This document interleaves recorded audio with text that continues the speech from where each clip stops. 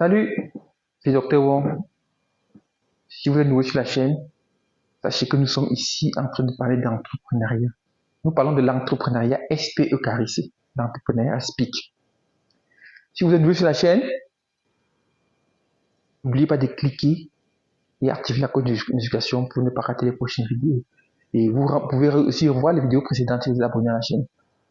Alors aujourd'hui, nous allons parler d'une troisième réflexion sur le mot entrepreneuriat. Parce que ce thème-là qui devient une chanson, une hymne constamment regurgitée, murmurée par la jeunesse africaine et mondiale, souvent agace. Je vous ai dit depuis que même les hommes du troisième âge en parlent. Et c'est une réalité, c'est une vérité. C'est très intéressant. Alors nous avons vu dans la vidéo précédente que la capacité de l'homme à modifier, à stabiliser, à influencer la matière, le transforme en entrepreneur. On peut donc conclure que les médecins, comme je suis, sont des entrepreneurs. Parce que eux, ils entreprennent des actions capables de réinstaurer l'équilibre hémodynamique de l'organisme, des actions capables de transférer des molécules, c'est-à-dire de l'énergie, dans les corps pour pouvoir donner un autre aspect.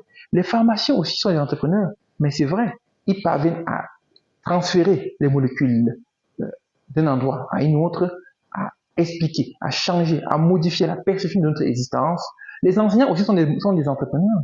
Parce que eux, ils ont pour but, ils ont pour objectif de transférer des connaissances à l'humain pour modifier leur croissance, leur évolution. En fait, ils sont tous des entrepreneurs, puisque l'existence même est une entreprise. Alors, être enseignant, c'est être entrepreneur. Là, c'est clair. Les ingénieurs sont des entrepreneurs. Donc, il ne faut pas comprendre par entrepreneur quelqu'un de particulier dans le schéma que nous avons constamment eu à faire. Alors, cet entrepreneur, ingénieur, c'est lui qui modifie une pensée, une connaissance en quelque chose de physique visible. C'est lui qui parvient à influencer la matière pour construire un objet, une voiture, une maison. Nous pouvons continuer en disant que toi, l'étudiant, toi, l'élève, tu es entrepreneur.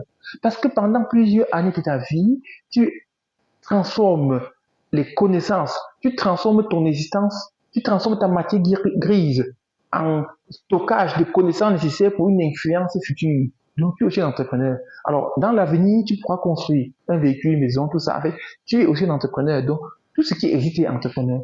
Nous continuons toujours en disant que les commerçants sont entrepreneurs. Tout ce qui parvient à transporter les matériels construits par des ingénieurs d'un point du globe à l'autre, d'un individu à l'autre, sont entrepreneurs également. Nous n'arrêtons pas là.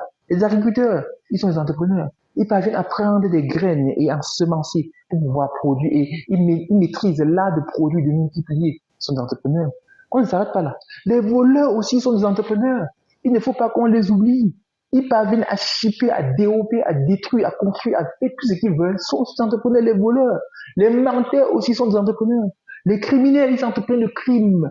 Mais, bref, tout le monde est entrepreneur. C'est la raison pour laquelle je vous dis sur notre chaîne Startup La Vision RSM, nous entreprenons dans un sens précis. Nous allons cadrer notre entrepreneuriat dans un sens pour avoir à humaniser notre existence. Puisque si les voleurs sont entrepreneurs, les menteurs sont entrepreneurs, alors qui est entrepreneur? Mais tout le monde est entrepreneur. On vous envoie à l'école, vous partez entreprendre par exemple le vol. Vous êtes entrepreneur, c'est tout. Vous parvenez à modifier la matière, à modifier le sens de la matière, la place de la matière, à changer l'évolution de la matière, mais vous êtes entrepreneur. Mais ces gens qui fabriquent des armes de destruction massive, des canons et des chars, des drones tueurs, sont des entrepreneurs. Nous accédons aux entrepreneurs, mais allons dans le sens clair, un sens vrai, un sens existentiel, un sens humain. Nous allons les classer comment? Alors, notre start-up vise à former des jeunes, former des hommes dans un sens précis de l'entrepreneuriat qui ne participent pas à la destruction de l'humanité. C'est pour cette raison que nous avons cadré ça dans un couloir appelé Entrepreneuriat Speak. Si vous êtes curieux de suivre le détail, le développement de ce type d'entrepreneuriat, abonnez-vous et activez la cloche de notification pour ne pas rater les prochaines vidéos. Ciao!